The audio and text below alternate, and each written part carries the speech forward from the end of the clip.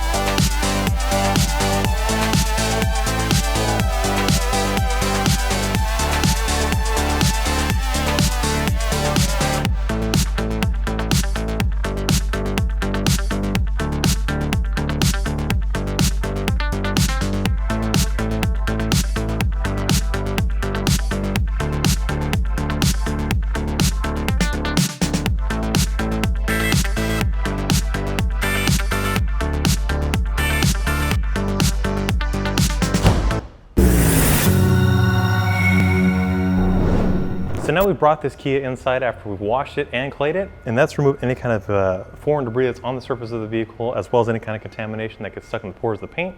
But as you can see, just by looking at it, there's still a ton of scratches in there, and one thing I want to address is an old misconception that a lot of people used to have, and that is if a clay bar will remove scratches and swirls, when in fact, it's only a tool that's going to extract any kind of debris that gets stuck in the pores of the paint, giving you that rough feel. But the only way to remove those scratches and swirls is by actually polishing the paint. And that's what we're going to move on to now. So for today, I've chosen to use our TORQ 15DA. This is a dual action polisher that's great to either hone your skills, or you can use this just to quickly remove scratches and swirls or apply your favorite glaze sealant or waxes. And I've also got an orange Hex-Logic Pad on here because this is the combination that I like to start off with to remove a fine amount of clear coat and also refine the finish. We've also chosen to use our VSS scratch and swirl remover. This is a one-step polish, which means it only takes one product to remove the scratches and swirls, but you still need to do the prep and as well as the coating afterwards. But this one product is more aggressive than your standard V36, but not as aggressive as a compound such as V34. So it's a nice middle of the road to start off with, especially in a case like this where the scratches are fairly deep or fairly moderate, but we don't want to remove too much material. So we'll begin by shaking up the bottle just to mix all of the product together. Then we're going to apply 5 dime-sized dots to our pad, or that about the size of 1 hex. And the key to working with VSS is you want to make sure that it goes completely translucent or clear. This way you know that it's completely broken down, it's done its job. And then we can wipe off the excess and check our work. We'll also spray the pad with some pad conditioner. This is just a great step to not only reduce some of the dusting of the pad or some of the friction, but it's also going to add longevity to your foam. This way you don't have to replace them or clean them as often. Now we'll start by blotching it out, and on the lowest speed setting we're going to spread it out in a 2 foot by 2 foot section. That's about the width of your shoulder.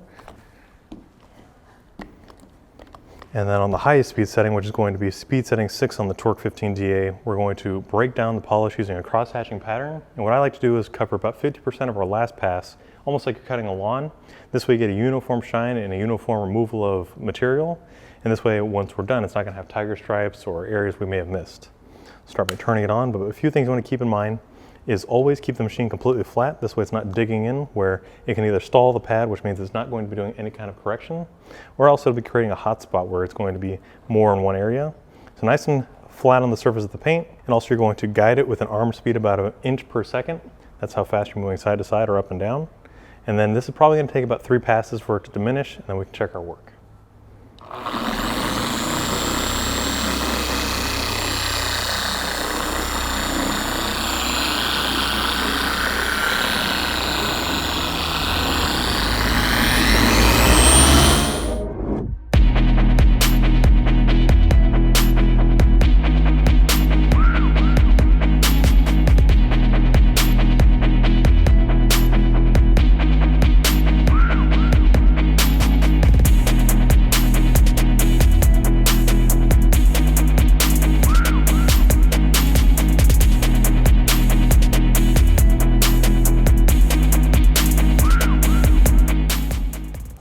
So now that VSS has gone essentially clear, we've taken a clean microfiber towel and wiped off all the excess. This way we can check our work.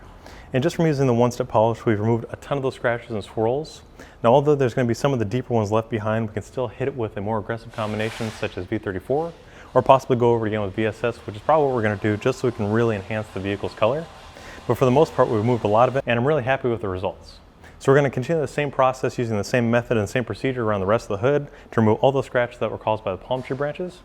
And another thing, as we're polishing, I'm sure a lot of you guys want to know, is how much pressure to apply to your machine. Once you lay it down on the vehicle, you're going to hear it kind of sound noisy, or it's going to sound like it's spinning too fast.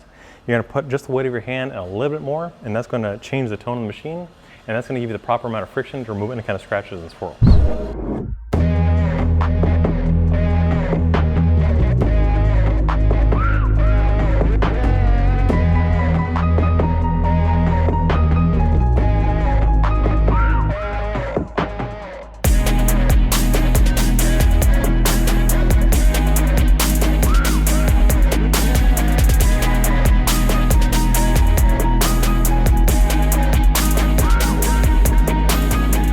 So guys, we've just finished polishing off this Kia and the results are great. After using VSS, it's removed most of those scratches and swirls that were caused by that palm tree branch, and it's revived that deep lustrous shine while also enhancing that metallic flake. So if you guys liked today's video, be sure to give it a thumbs up, drop your comments down below for future videos, and don't forget to drop by your local detail garage to pick these products for yourself, and we'll see you guys next time.